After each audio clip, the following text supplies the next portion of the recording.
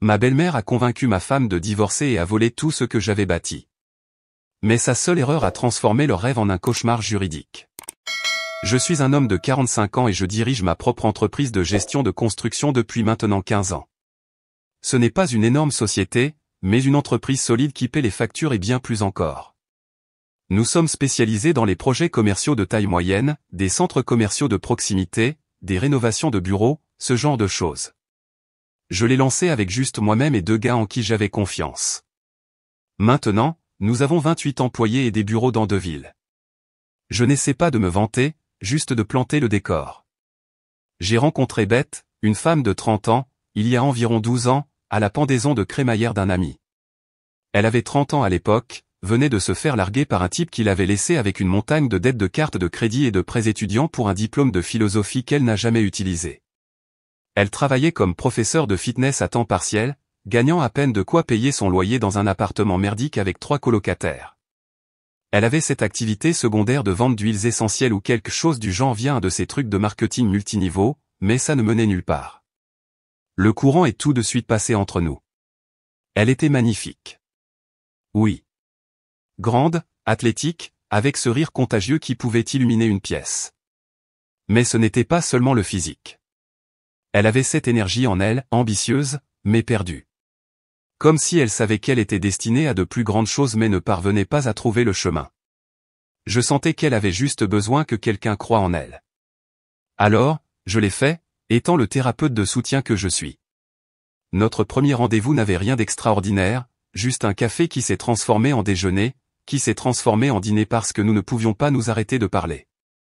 Au 3e rendez-vous, je l'aidais à établir un budget pour s'attaquer à ses dettes. Au 6e, j'étais en train de tomber éperdument amoureux. Il y avait juste quelque chose dans sa détermination qui m'a séduit. Elle ne cherchait pas la charité, elle voulait construire quelque chose par elle-même. Après quelques mois de relation, je l'ai aidée à consolider ses dettes. Je n'essayais pas d'être son sauveur ou quoi que ce soit, mais la voir stressée à cause des paiements minimums pendant que les intérêts s'accumulaient était stupide. Comme je pouvais aider, j'ai remboursé les cartes avec les taux d'intérêt les plus élevés, et elle a commencé à me rembourser à moi à la place. Sans intérêt. C'était beaucoup plus logique financièrement. Nous avons emménagé ensemble après 8 mois et nous nous sommes fiancés à 18 mois. Quand nous nous sommes mariés 2 ans après notre rencontre, j'ai même avancé l'argent pour qu'elle lance sa propre marque de compléments alimentaires, une sorte de boîte par abonnement avec des poudres de protéines et des suppléments à base de plantes. Elle avait cette vision de bâtir un empire du bien-être ciblant les femmes qui voulaient des solutions de fitness naturelles, quoi que cela veuille dire. Mais elle était passionnée par ça, et je voulais soutenir ses rêves. Avant de nous passer la bague au doigt, j'ai insisté pour un contrat de mariage. Non pas parce que je ne lui faisais pas confiance, j'étais fou d'elle, mais parce que j'avais vu mon père tout perdre dans son divorce 20 ans plus tôt. Cet homme avait bâti une entreprise de plomberie pendant 30 ans et s'était retrouvé à vivre dans un studio tandis que son ex-femme, pas ma mère, gardait la maison, la résidence de vacances et la moitié de ses futurs revenus. Papa est mort toujours amer à ce sujet. Cela m'a appris que l'amour ne vous protège pas du sentiment de droit de quelqu'un quand les choses tournent mal. Alors, j'ai été direct avec Beth à ce sujet. Écoute, lui ai-je dit, je suis en train de construire quelque chose que je prévois de transmettre un jour à nos enfants. Je dois protéger cet actif principal. Tout ce que nous construirons ensemble sera à nous deux, mais ce que j'apporte doit rester protégé. Beth n'était pas ravie du contrat de mariage. Elle a boudé pendant quelques jours mais a semblé finir par comprendre. Je comprends pourquoi tu as besoin de cette protection, a-t-elle dit après avoir rencontré l'avocat que j'avais payé pour elle. Je n'essaierai jamais de prendre ce que tu as construit avant moi. Elle l'a signé, et nous sommes passés à autre chose. Les termes étaient assez standards. Je gardais ce que j'avais apporté. Elle gardait ce qu'elle avait apporté, ce qui se résumait essentiellement à des dettes que je l'avais aidé à effacer.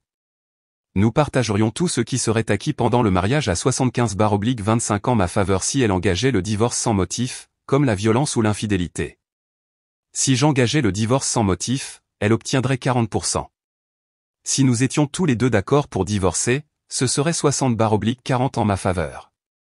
À l'époque, cela semblait plus que juste compte tenu de nos positions de départ respectives.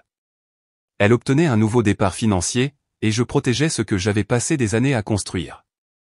Les premières années étaient bonnes, vraiment bonnes. Nous avons emménagé dans une belle maison dans une résidence fermée. Rien de tape à accent grave-l'œil, juste confortable. Nous avons un peu voyagé. Son entreprise a connu une croissance régulière pas énorme, mais respectable. Elle avait environ 5000 abonnés à son apogée, générant peut-être 30 000 à 40 000 $ de bénéfices par an. J'étais fier de sa ténacité. Elle publiait des vidéos d'entraînement, des conseils nutritionnels, tout ce genre de choses, et a bâti une petite communauté. Je n'ai jamais microgéré son entreprise ou ses dépenses. Nous avions des comptes séparés pour les affaires personnelles, des comptes joints pour les dépenses du ménage, et son entreprise avait ses propres comptes que j'avais aidé à mettre en place mais que je ne touchais pas. Je voulais juste que nous prospérions tous les deux dans nos voies respectives. Mais vers la 5e année, les choses ont commencé à changer. D'abord, c'était de petites choses. Elle dépensait 800 $ pour un sac à main sans le mentionner. Quand j'en parlais, elle disait « Tu ne veux pas que j'ai l'air bien ?» C'est un investissement dans l'image de ma marque. Ensuite, ça a escaladé en chantage affectif. Si tu m'aimais vraiment, tu ne remettrais pas en question ce que je dépense. Finalement, c'est devenu une habitude, acheter quelque chose de ridicule, me faire sentir comme un crétin d'avoir posé la question, puis m'infliger le traitement par le silence pendant des jours. Je déteste cette saloperie de traitement par le silence manipulateur. Donnez-moi une dispute franche n'importe quand. Mes bêtes maîtrisaient l'art du silence utilisé comme une arme. Elle disparaissait simplement émotionnellement jusqu'à ce que je m'excuse pour le crime que j'avais commis, généralement en lui achetant quelque chose d'encore plus cher pour me faire pardonner. Un renforcement classique de mauvais comportement. Mais on ne voit pas toujours ça quand on est dedans. La 6e année, elle a soudainement eu besoin d'une rénovation de son bureau à domicile. Cela m'a coûté 20 000 $ pour transformer notre chambre d'amis en son espace de création avec des meubles sur mesure et un éclairage parfait pour les vidéos. Ça ne me dérangeait pas. Les affaires marchaient bien, et elle semblait vraiment excitée à l'idée de développer sa marque. La 7e année, elle a décidé que notre maison n'était plus assez bien. Nous avions besoin de quelque chose dans le bon quartier pour refléter notre statut. J'ai un peu résisté mais j'ai fini par céder. Nous avons acheté une maison plus grande dans une résidence fermée encore plus chic. 4 chambres, 5 salles de bain bien plus que ce dont nous avions besoin pour nous deux seuls. Mais peu importe, du moment qu'elle était heureuse. Je travaillais de toute façon 60 heures par semaine, à peine à la maison pour en profiter. En y repensant, j'aurais dû voir ce qui se préparait, mais vous savez comment c'est quand on est dedans. On excuse les signaux d'alarme en les qualifiant de passes difficiles et on continue d'avancer. Je pensais juste qu'elle traversait une sorte de phase où qu'elle se sentait peut-être en insécurité parce que son entreprise ne grandissait pas aussi vite que la mienne. J'ai essayé d'être compréhensif, de maintenir la paix. Vers notre 8e année ensemble, Beth a commencé à parler de notre maison comme de son projet de design en parlant à des amis. La première fois que je l'ai entendu, j'en ai ri. À la 10e fois, ça m'a agacé. Nous avions tout choisi ensemble, et j'en avais payé 90%, mais soudain, elle agissait comme si elle avait créé cet espace incroyable toute seule. Elle a commencé à organiser ses brunchs bien-être chez nous où elle invitait un tas de femmes. Je rentrais à la maison pour trouver ces groupes de femmes assises dans notre salon, buvant des smoothies verts et parlant de manifester l'abondance ou je ne sais quoi. Normalement, je m'en ficherais. C'était aussi sa maison. Elle pouvait inviter des amis. Mais j'ai commencé à remarquer comment elle parlait de moi quand je n'étais pas censé écouter. Mike est au travail, comme d'habitude, avec un ton dédaigneux. Ou, les hommes ne comprennent tout simplement pas la vision que nous avons en tant qu'entrepreneurs. Des petites piques qui s'accumulaient. Chaque fois que j'avais une réussite professionnelle et décrocher un gros client ou atteindre un jalon de revenus, elle l'ignorait. C'est bien, chérie. Tu es censé gagner de l'argent.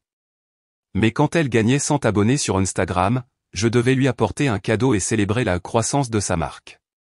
Le passage de partenaire à une reine pleine d'arrogance ne s'est pas fait du jour au lendemain. C'était lent, subtil. Elle a juste progressivement décidé qu'elle méritait tout sans reconnaître d'où cela venait. Son attitude est devenue « bien sûr que tu devrais m'acheter de belles choses. Regarde avec qui tu as la chance d'être marié », comme si son existence était une sorte de cadeau pour moi qui nécessitait un paiement constant. Il y a environ 6 mois, j'ai commencé à remarquer des choses plus étranges. Beth a soudainement mis un mot de passe sur son téléphone. Elle n'avait jamais fait ça avant.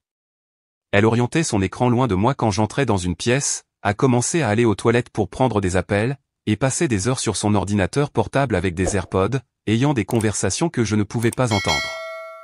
Elle disparaissait des samedis entiers pour des événements de réseautage mais restait vague sur qui d'autre était là ou ce dont ils avaient discuté. Elle s'est mise à écouter obsessionnellement ces podcasts de développement personnel avec des titres comme « Prenez ce que vous méritez » et « La valeur d'une épouse », laissant les épisodes jouer sur nos enceintes intelligentes. Parfois, entre les comptes habituels de fitness et de bien-être, il y avait ces avocats et ces pages de coaching financier pour femmes que je n'avais jamais vues auparavant. La biographie d'une coach disait quelque chose d'étrange, comme d'aider les femmes à sécuriser le pactole que leur mari ne savait pas qu'elles préparaient. Une autre avait ce slogan sur revendiquer votre valeur dans une relation et stratégie de protection d'actifs pour les femmes modernes. J'ai parcouru son activité récente, essayant de comprendre pourquoi Beth suivrait ses comptes. C'est là que j'ai remarqué que son historique de recherche contenait des choses comme failles des contrats de mariage et documenter les schémas émotionnels dans les relations. Il y avait même une recherche pour comment prouver un comportement de contrôle. Cette dernière m'a durement frappé. Contrôlant? Moi? Je me suis toujours plié en quatre pour soutenir ses rêves.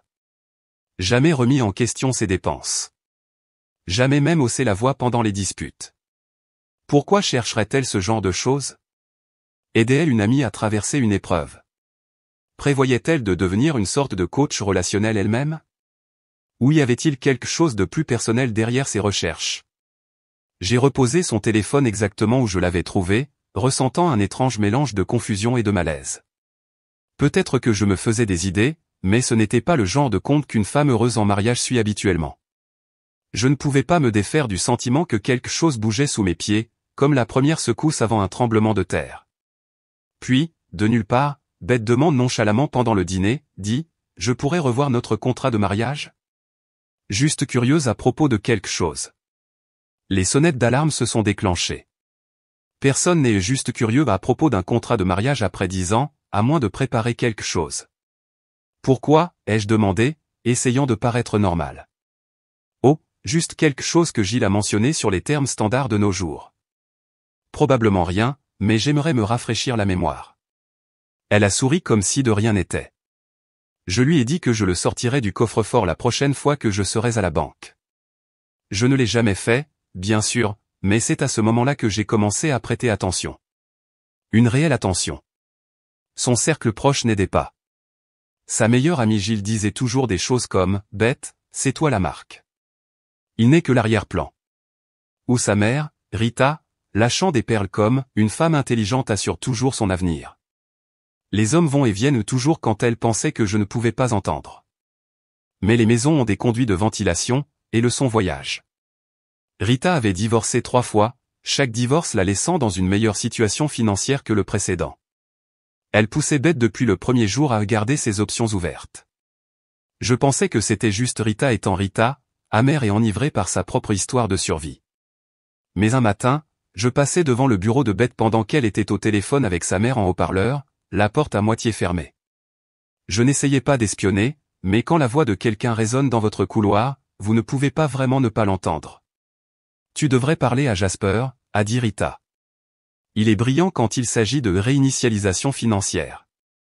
Il a aidé la fille d'une de mes amies à régler sa situation proprement. Tu n'as pas à rester coincé juste parce que tu te sens obligé. Beth n'a pas dit grand-chose, juste un petit fredonnement d'approbation, comme si le nom ne lui était pas inconnu. Je me suis figé devant la porte. Jasper. Ce n'était pas un nom que j'avais entendu dans notre cercle. Et la façon dont Rita l'a dit, comme s'il était à la fois thérapeute et assassin financier, a déclenché quelque chose dans mes tripes. Pourquoi diable avait-elle besoin de toute cette discussion sur les réinitialisations financières? Elle préparait quelque chose. J'avais juste besoin d'une confirmation. Ce soir-là, j'ai demandé nonchalamment à Beth, qui est Jasper? Elle a à peine cligné des yeux. Oh, juste quelqu'un que Gilles a mentionné d'un groupe de finance. Des idées intéressantes. Puis elle a changé de sujet comme si de rien n'était, mais ce n'était pas rien. J'ai vérifié son Instagram. Il était là, Jasper, fin de la trentaine, look soigné, biographie suffisante pleine de signaux d'alarme, j'aide les femmes à reprendre le pouvoir face au déséquilibre financier. C'était un manuel, conçu pour saigner les hommes à blanc. Je n'ai pas encore confronté Beth. J'avais besoin d'être sûr. J'ai demandé à une de nos amies communes, Kim, lors d'un dîner de groupe. Elle s'est figée. Aucune idée de qui c'est, a-t-elle dit, trop vite. Tara, une autre amie, a gaffé autour d'un café. Je crois que c'est peut-être le gars de son groupe d'investissement? Puis elle a changé de sujet comme si ça lui brûlait la langue. C'était suffisant. J'avais ma réponse. Alors, un jeudi, j'ai dit à Beth que j'avais une inspection de chantier de l'autre côté de la ville qui se terminerait tard. Au lieu de cela, j'ai terminé plus tôt et je suis rentré vers 15 heures. La porte du garage était fermée, mais la voiture de Beth était à l'intérieur. En entrant par la porte de côté, j'ai entendu des murmures venant de l'étage. Je suis monté discrètement, n'essayant pas de la surprendre en train de me tromper. Honnêtement, ça aurait été plus simple. Au lieu de cela, je l'ai trouvée dans notre bureau à domicile, l'ordinateur portable ouvert sur un appel Zoom. Je me suis tenu dans le couloir, hors du champ de la caméra, et j'ai écouté. Un homme parlait, et je parie que c'était Jasper. Vous avez perdu 10 ans à flatter l'ego d'un homme, disait-il. Vos contributions à ce mariage valent bien plus qu'un contrat de mariage dépassé. Vous pouvez posséder cette maison. Il vous suffit de jouer intelligemment. Mes honoraires de consultation sont élevés, mais une fois que nous aurons terminé, vous ne vous soucierez plus jamais d'argent. Beth hochait la tête, prenant des notes. Le contrat de mariage ne tient pas compte du travail émotionnel et des opportunités manquées, a-t-elle dit. J'aurais pu être énorme maintenant si je n'avais pas joué à l'épouse de soutien. J'ai mis autant d'efforts que lui. Exactement, a-t-il dit. C'est pourquoi nous devons tout documenter. Chaque fois qu'il vous a fait sentir petite, chaque fois qu'il a remis en question vos dépenses ou vos décisions commerciales, nous construisons un schéma de contrôle ici. Vous devez commencer à enregistrer les conversations, à sauvegarder les SMS, tout ce qui montre qu'il a limité votre croissance. Je me souviens être resté là, pensant, mais qu'est-ce qui se passe, bon sang? J'ai failli entrer en trombe à ce moment-là. Épouse de soutien. Oui, c'est vrai. Mais quelque chose m'a arrêté. Si je la confrontais, elle saurait que j'étais au courant de son manège. Mieux valait la laisser penser que son plan fonctionnait pendant que je préparais ma propre défense. J'ai reculé silencieusement, suis descendu, puis j'ai fait du bruit en entrant par la porte d'entrée. Chérie, je suis rentré plus tôt. Le temps que j'arrive à l'étage, l'appel était terminé, et elle vérifiait juste ses emails. Comment s'est passée ton inspection, a-t-elle demandé, toute innocente. Bien, ai-je dit. Les fondations ont l'air solides. L'ironie ne m'a pas échappé. Cette nuit-là, je n'ai pas pu dormir. Non pas parce que j'étais triste, mais parce que j'étais furieux et parce que j'avais besoin d'un plan. La femme avec qui j'avais construit une vie pendant une décennie complotait activement pour me détruire, pour prendre tout ce pourquoi j'avais travaillé en me dépeignant comme une sorte de monstre. Et le pire, c'est que si je ne m'en étais pas rendu compte, ça aurait pu marcher. Je n'ai pas confronté Beth à propos de Jasper. Je ne lui donnerai pas la chance de raconter une histoire ou de m'accuser d'espionnage. Au lieu de cela, j'ai commencé à me préparer méthodiquement, comme je le ferais pour toute éventualité commerciale. Donc, la première chose le lendemain matin, j'ai appelé mon avocat. Je lui ai fait un point sur la situation. Nous avons discuté des pires scénarios et avons construit des défenses pour chacun. Il a dit que si elle parlait à un coach du contrat de mariage, il y avait de fortes chances qu'elle essaie d'invoquer la contrainte, la fraude ou la violence psychologique, des choses difficiles à réfuter. Il m'a dit de tout documenter, garder un enregistreur vocal sur moi pendant les conversations difficiles, sauvegarder chaque SMS et email, et constituer un dossier qui montrait la réalité de ses dépenses illimitées, ses comptes séparés et tout le soutien financier que je lui avais apporté au fil des ans. Ensuite, j'ai rassemblé tous nos relevés financiers des 5 dernières années, relevés bancaires, comptes d'investissement, factures de cartes de crédit, et évaluations immobilières tout. J'ai créé une chronologie des achats et transferts importants, documenté chaque fois que j'avais avancé de l'argent pour son entreprise, chaque vacances que j'avais payées, chaque article de créateur dans son placard. J'ai discrètement installé des caméras de sécurité autour de la maison aux sonnettes, garage, principale pièce à vivre, tout avec sauvegarde sur le cloud non pas pour espionner, mais pour me protéger légalement. Quand quelqu'un prévoit de vous avoir, il ne s'arrête souvent pas aux jeux financiers. J'avais entendu des histoires d'horreur de gars piégés par de fausses accusations de violence domestique. Je n'allais pas laisser cela m'arriver. J'ai davantage séparé mes comptes professionnels de nos comptes personnels. Techniquement, ils étaient déjà des entités distinctes, mais j'ai supprimé tous les transferts automatiques et mis à jour tous les mots de passe et autorisations d'accès. J'ai changé les mots de passe de tous les comptes auxquels je pouvais penser, email, stockage cloud, portail d'investissement. J'ai aussi commencé à tout documenter, chaque conversation, chaque demande étrange, chaque fois qu'elle rencontrait Gilles ou mentionnait Jasper. Pas d'une manière effrayante, juste des notes avec des dates et des faits de base. Si cela allait là où je le pensais, j'aurais besoin d'un dossier clair.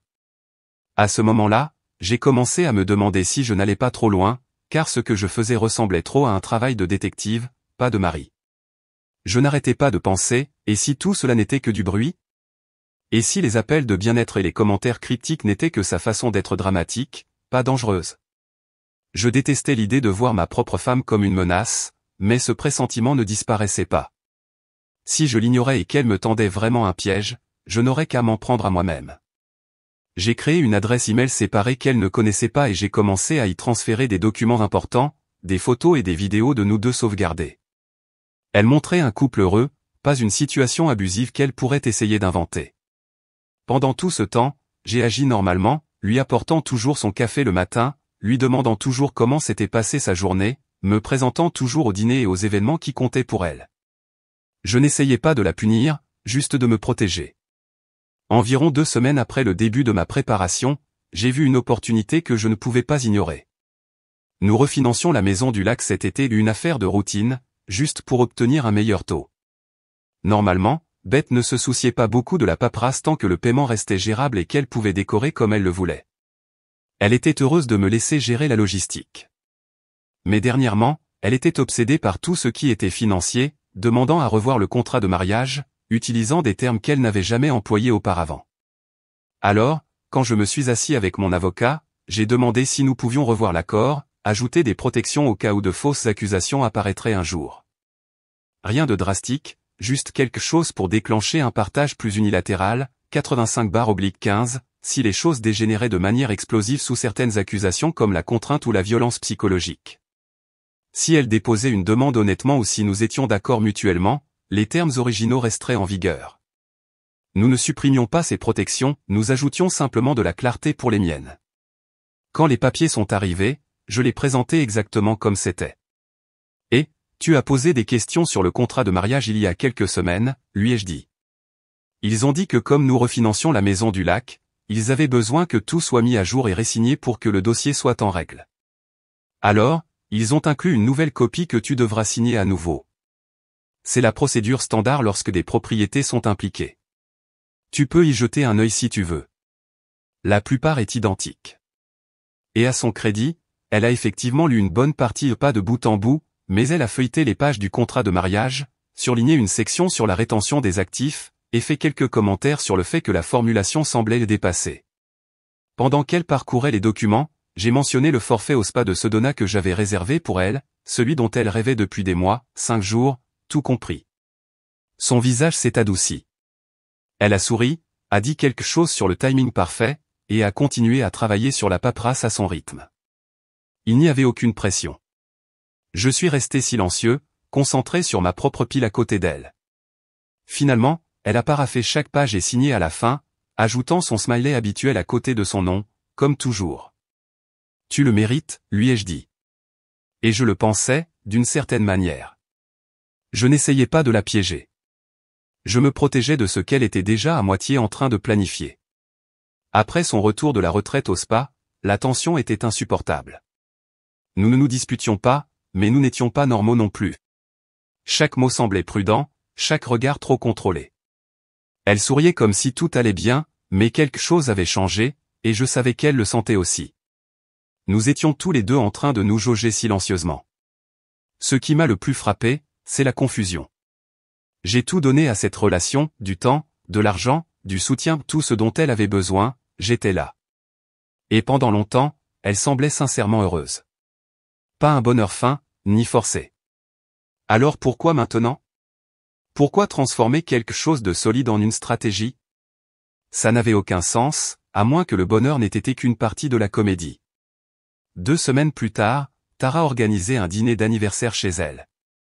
Juste des amis proches, a dit Beth, ce qui signifiait Gilles, Rita, un couple de son studio de fitness, et ce gars, Dan, qui faisait la photographie de sa marque. Pas ma tasse de thé, mais peu importe. J'ai joué le jeu, fait la conversation, complimenté la nourriture. Pendant le dessert, Beth a levé son verre et s'est levée. Je veux porter un toast à Tara pour son anniversaire. Et à vous tous, personnes extraordinaires qui avaient fait partie de mon parcours, a-t-elle dit, les larmes aux yeux.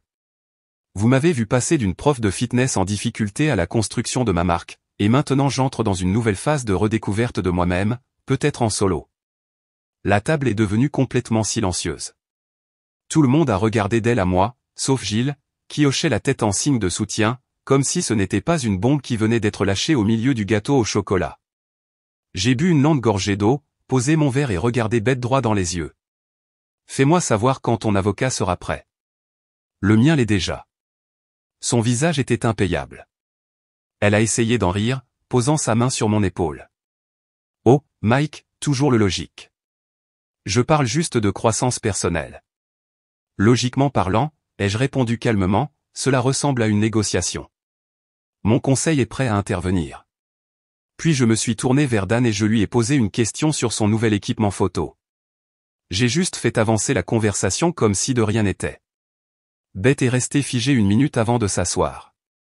Gilles a marmonné quelque chose à propos d'un réveil matinal et est parti avant le café. La fête s'est dispersée assez rapidement après ça. Cette nuit-là, Beth a essayé de limiter les dégâts, prétendant que j'avais mal compris son toast. J'ai juste hoché la tête et dit, l'avenir nous le dira. Et si c'est le cas, a-t-elle lancé d'un regard furieux. Je prends tout, Mike. La maison, l'entreprise. Tu n'auras plus rien. Tu ne seras rien sans moi de toute façon. J'ai esquissé un demi-sourire. Alors ça devrait être facile pour toi. 3 jours plus tard, les papiers officiels du divorce sont arrivés. Que la partie commence. Je savais que ça allait arriver, mais voir ces papiers, ça fait quand même un choc.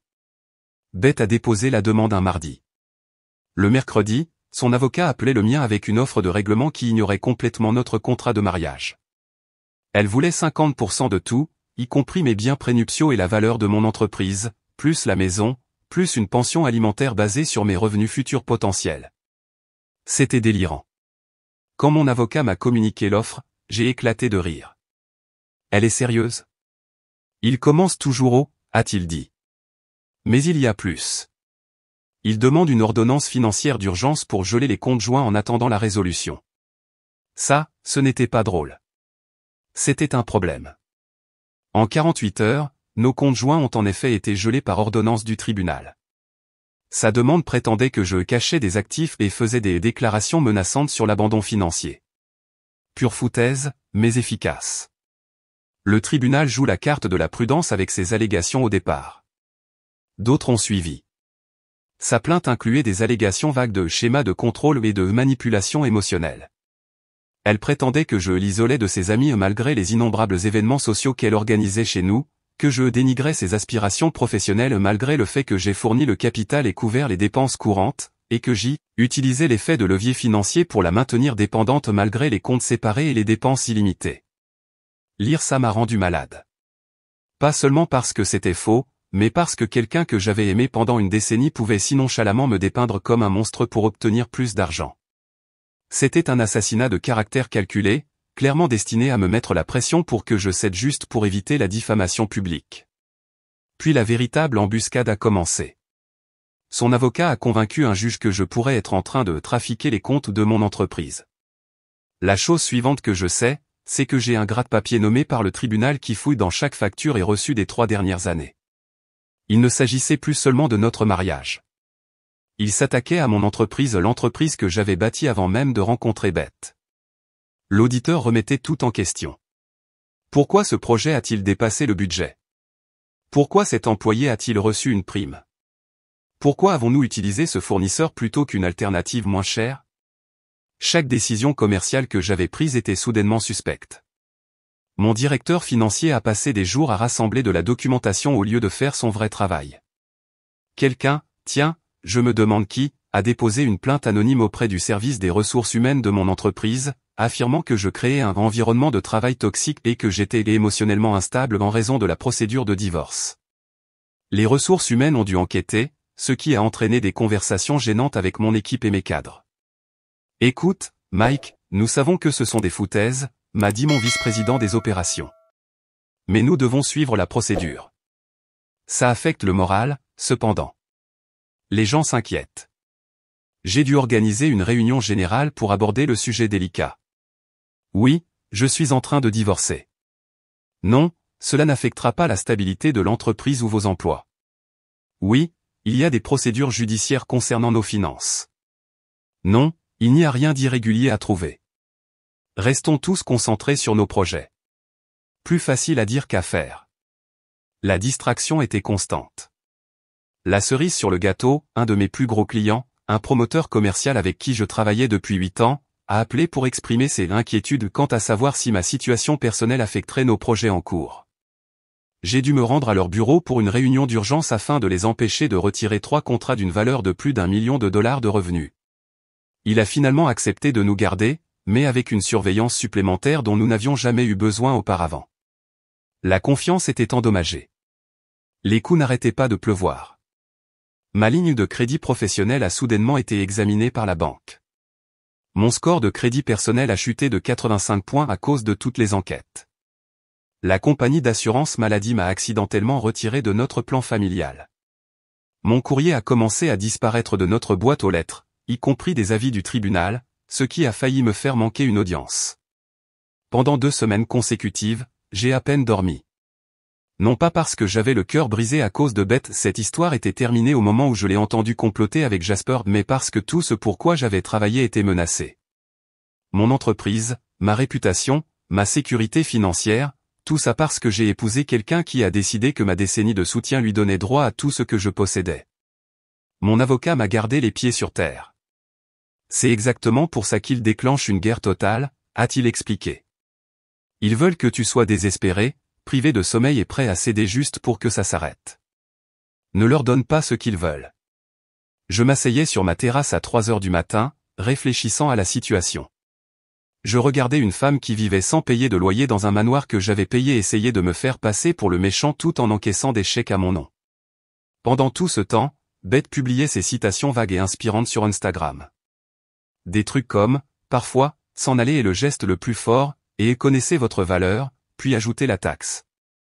Ses abonnés adoraient ça, commentant à quel point elle était courageuse. Si seulement ils savaient. Il ne s'agissait plus d'amour. C'était une guerre financière. Et malgré les premiers coups, j'avais encore 2 as dans ma manche. Les semaines qui ont suivi le dépôt de la demande de Beth ont été brutales. Le système judiciaire n'est pas fait pour les innocents, il est fait pour la procédure. Et cette procédure est lente, coûteuse et favorise celui qui frappe le premier avec les affirmations les plus spectaculaires. Chaque matin commençait avec une nouvelle urgence, une motion déposée, un compte gelé, une demande de documents qui prendrait des jours à compiler. Je passais des heures au téléphone avec mon avocat au lieu de diriger mon entreprise. Nous avons eu une audience préliminaire où le juge a décidé des arrangements temporaires pendant que le divorce se poursuivait. Malgré notre contrat de mariage stipulant spécifiquement qu'aucune pension alimentaire temporaire n'était requise, le juge m'a ordonné de verser à Beth 8 000 $ par mois pour ses frais de subsistance courants. Ceci en plus du fait que je payais toujours l'hypothèque de notre maison principale où elle vivait, ainsi que toutes les charges et assurances. Le raisonnement du juge, Beth s'était habituée à un certain style de vie et avait besoin de continuité pendant cette transition difficile. Peu importait qu'elle soit celle qui avait choisi de faire exploser notre mariage ou quel est son propre revenu de son entreprise. Mon avocat a tenté de faire valoir que le contrat de mariage couvrait exactement ce scénario, mais le juge a essentiellement dit, c'est à l'audience finale de décider. Pour l'instant, nous maintenons le statu quo. Le statu quo, c'est-à-dire que Beth vit sans frais pendant que je perds de l'argent. Le tribunal a également nommé un expert comptable judiciaire pour déterminer la vraie valeur de mon entreprise à mes frais, bien sûr. Ce type facturait 400 $ de l'heure pour me dire des choses que je savais déjà sur ma propre entreprise. L'audit nous détruisait de l'intérieur. L'expert comptable nommé par le tribunal a exigé l'accès à tout, contrat client, marge bénéficiaire, structure salariale. Ma directrice de bureau faisait des heures supplémentaires juste pour se conformer aux demandes de documents. 3 de mes chefs de projet ont été interrogés sous serment sur les opérations de l'entreprise. Les clients devenaient nerveux à propos de la confidentialité. Un client a même retiré un projet de rénovation de 200 000 $, citant l'incertitude concernant la situation de votre entreprise. Cela signifiait que j'ai dû licencier 2 gars que je venais d'embaucher spécifiquement pour ce travail. Devoir leur dire « Désolé, pas de travail finalement » a été déchirant. L'avocat de Beth exigeait également des copies de chaque SMS, email et messages sur les réseaux sociaux que j'avais envoyés ou reçus au cours des 3 dernières années. La justification, recherche de preuves d'actifs cachés ou de schémas abusifs. C'était une pêche aux informations conçue pour trouver tout ce qu'ils pourraient tordre dans leur récit. Un mardi matin, je suis entré dans le bureau pour trouver mon assistante de direction en larmes. « Je suis tellement désolé », a-t-elle dit en me tendant une lettre. « J'ai été assigné à comparaître pour votre affaire de divorce. Ils veulent tous mes SMS et emails avec vous de l'année écoulée.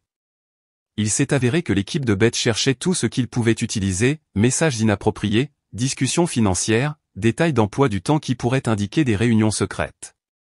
Il n'y avait rien à trouver, mais l'invasion était personnelle. Ils entraînaient des innocents dans notre pagaille. Mon assistante n'était pas la seule qu'ils aient assignée. Mon associé, mon frère, même ma mère âgée et toute personne qui pourrait avoir des informations qu'ils pourraient utiliser contre moi. Ma mère m'a appelé en pleurant, craignant de dire la mauvaise chose et de nuire à mon dossier. Elle a 76 ans et a des problèmes cardiaques. Le stress n'était pas bon pour elle. L'ordonnance financière temporaire signifiait que je vivais avec une allocation approuvée par le tribunal prélevée sur mon propre argent pendant que l'affaire se poursuivait. Je devais soumettre des reçus pour tout ce qui dépassait 500 $ au tribunal pour prouver que je ne dissipais pas les actifs. Pendant ce temps, Beth avait réussi à obtenir une allocation mensuelle plus élevée que la mienne, malgré des frais de subsistance quasi inexistants. Le système en action. J'ai dû quitter notre maison, celle que j'avais payée, et emménager dans un appartement d'une chambre. Non pas parce que le tribunal l'avait ordonné, mais parce que rester sous le même toit que Beth devenait dangereux. Elle me provoquait pour des disputes, puis les enregistrait secrètement. Une fois, je l'ai surprise en train de monter un enregistrement de nous discutant de factures, coupant ses provocations et ne laissant que mes réponses frustrées. Mes frais d'avocat approchaient les 6 chiffres. La perturbation de l'entreprise coûtait plus cher. J'ai dû contracter un prêt personnel juste pour suivre toutes les dépenses, frais juridiques, pensions alimentaires temporaires, de ménage, plus l'audit en cours de l'entreprise. J'ai dû licencier 2 autres employés parce que nous avions perdu un autre contrat important pendant tout ce chaos. Ce fut le point le plus bas, de voir de bonnes personnes perdre leur emploi à cause de mes drames personnels. Des gens avec des familles, des hypothèques, tous des dommages collatéraux dans la guerre de Beth contre moi. En plus de tout cela, mon médecin m'a diagnostiqué une hypertension artérielle due au stress, m'a mis sous médicaments pour la tension à 45 ans, et m'a dit que si je ne maîtrisais pas mon stress, je me dirigeais vers une crise cardiaque. J'avais perdu près de 7 kilos sans essayer. Je ne pouvais tout simplement pas manger avec tout ce stress. J'ai failli abandonner. Mes amis ont essayé de me soutenir, mais la plupart étaient des couples qui nous connaissaient tous les deux. Ils se sentaient pris au milieu. Quelques amis masculins sont restés à mes côtés, mais d'autres sont devenus silencieux, craignant d'être entraînés dans le pétrin. L'isolement était presque aussi pénible que l'hémorragie financière. Cette nuit-là, je me suis assis dans mon triste appartement en regardant des scénarios de règlement, lui donner la maison et 40% de tout pour que ça cesse. Ça ferait mal, mais au moins il y aurait de la certitude. Je pourrais reconstruire, peut-être vendre l'entreprise et recommencer ailleurs. En regardant ces chiffres, quelque chose a fait tilt. C'était familier, comme si j'étais déjà passé par là, prêt à céder juste pour mettre fin à la douleur. Puis je me suis souvenu que c'était exactement ce que Beth m'avait fait pendant des années, créer suffisamment d'inconfort pour que je paie n'importe quel prix pour la paix. Pas cette fois. J'ai appelé mon avocat à 23 heures. Nous ne réglons rien. Pas un centime de plus que ce que spécifie le contrat de mariage. En fait, je veux contre-attaquer pour les frais de justice sur la base de négociations de mauvaise foi. Il semblait plus réveillé que quiconque ne devrait l'être à cette heure. C'est ce que je voulais entendre. Et en fait, j'ai fait quelques recherches qui pourraient vous intéresser. Je lui ai dit de faire de son mieux. 2 jours plus tard, mon avocat et moi avons rencontré Beth et son avocat pour une conférence de règlement. Je n'avais pas vu Beth en personne depuis qu'elle avait déménagé. Elle était belle, nouvelle coupe de cheveux, tenue chère et essayant de projeter le succès. Son avocat a commencé avec les habituelles rengaines sur la résolution à l'amiable et la division équitable, puis a présenté leur offre finale. Toujours ridicule, mais légèrement moins délirante qu'auparavant. Ils avaient généreusement abaissé à 45% de tous les actifs et réduit les demandes de pension alimentaire à seulement 7 ans au lieu de permanente. Mon avocat les a laissés finir, puis a fait glisser 2 dossiers sur la table. Avant de répondre à votre offre, nous avons quelques informations à discuter, a-t-il dit calmement. Il a ouvert le premier dossier. Voici le contrat de mariage que Madame Reed a signé lorsque vous vous êtes mariés. Un document standard, assez généreux compte tenu des circonstances. L'avocat de Beth a hoché la tête avec impatience. Mon avocat a ouvert le second dossier. Voici le contrat de mariage mis à jour que Madame Reed a signé il y a 5 ans lors du refinancement de votre hypothèque sur la propriété du lac. La tête de Beth s'est vivement relevée. Quel accord mis à jour? Mon avocat a continué comme si elle n'avait pas parlé. Ce document inclut des clauses supplémentaires qui modifient considérablement les termes dans certaines circonstances. Il a surligné la section clé. Dans le cas où l'une des parties ferait des allégations de violence psychologique, de contrôle financier ou d'autres allégations similaires qui ne sont pas étayées par des preuves claires et convaincantes, la division des actifs sera modifiée à 85% en faveur de la partie accusée et 15% à la partie accusatrice. Le visage de Beth s'est décomposé. Je n'ai jamais signé ça. Mon avocat a fait glisser un document vers elle. Vos initiales sont sur chaque page. Votre signature est sur la dernière page, certifiée par un notaire. Vous avez même ajouté un smiley à côté de votre nom, quelque chose que vous faites toujours. J'ai regardé Beth droit dans les yeux. Tu as bien lu le document, n'est-ce pas?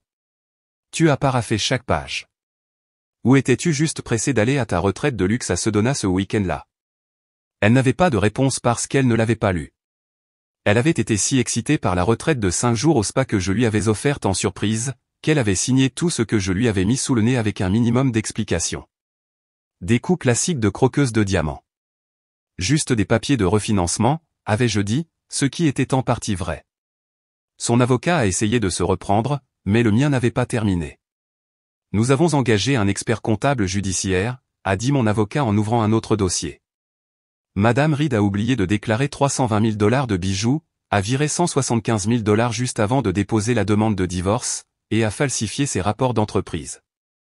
Il a montré des transferts que Beth avait effectués vers une société à responsabilité limitée dans le Wyoming qui remontait à Jasper.